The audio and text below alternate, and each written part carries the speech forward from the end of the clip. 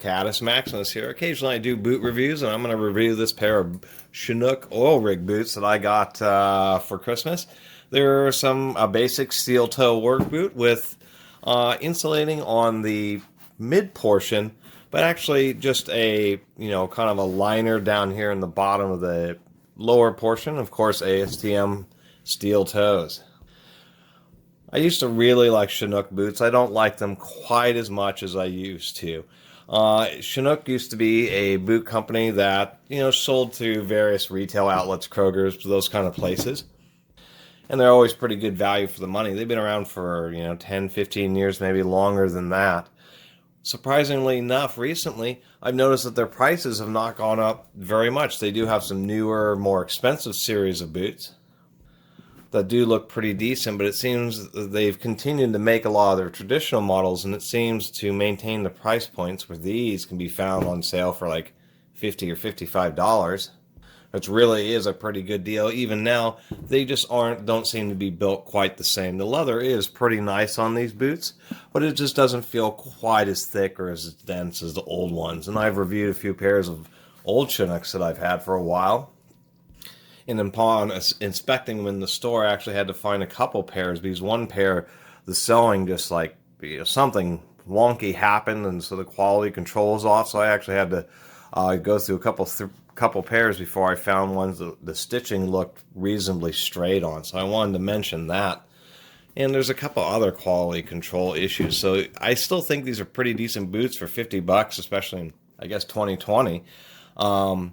They're just not as good as they used to be. We can see that the moldings, they're not symmetrical. This one was off by a bit versus this one.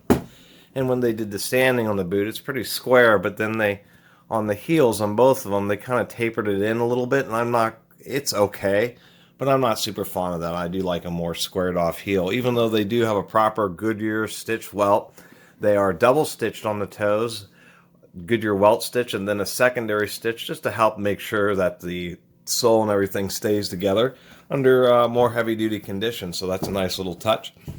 Of course, all steel eyelets. I do like that they do have a rivet right here at that stress point, as well as being triple stitched on the lower portions, double stitched on the upper portions.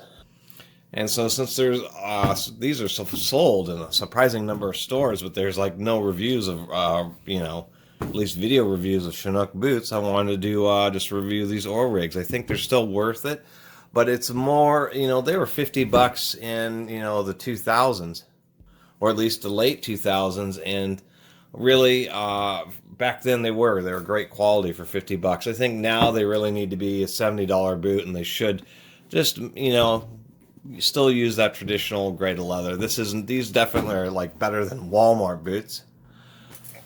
I just don't quite get the feeling that they may hold up as well as the old ones did. They do have a nice thick insulated tongue. They really, that's what I've always liked about Chinook boots, is they were, you definitely got what you expected. And I think for most people, as for the price, these would be easily get you through work boot until you can get some better ones, as long as you try them on and see if the shape fits. Chinooks their shape does happen to fit me pretty well. They are a pretty large boot. They tend to be one where you get a half size smaller than a normal tennis shoe. It's just, I'm wondering, I had those Chinook tarantulas, and my very first pair I had for years of doing all sorts of construction work and demo work and just all sorts of stuff, and they really just were great. And I just don't quite get the same feeling off the modern ones. And the Chinooks that are now, they're much more expensive pairs. Some of them are like $200, which is kind of surprising, which shows that they're determined to be, stay in business. They have a whole bunch more boots now than they used to.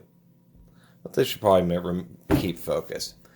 Anyway, I really appreciate everybody watching and subscribing. And if you haven't subscribed, please do. Until next time, Caddis Maximus out.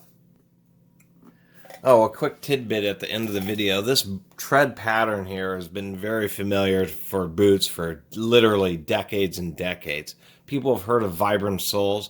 Where Vibram initially made their name was when people started trying, literally, I looked this up, apparently it's when people started climbing Mount Everest, that they needed some boots, and then as well as some kind of good tread pattern for that kind of hiking, when they start. I don't know when, I forgot the dates, but it was a long time ago.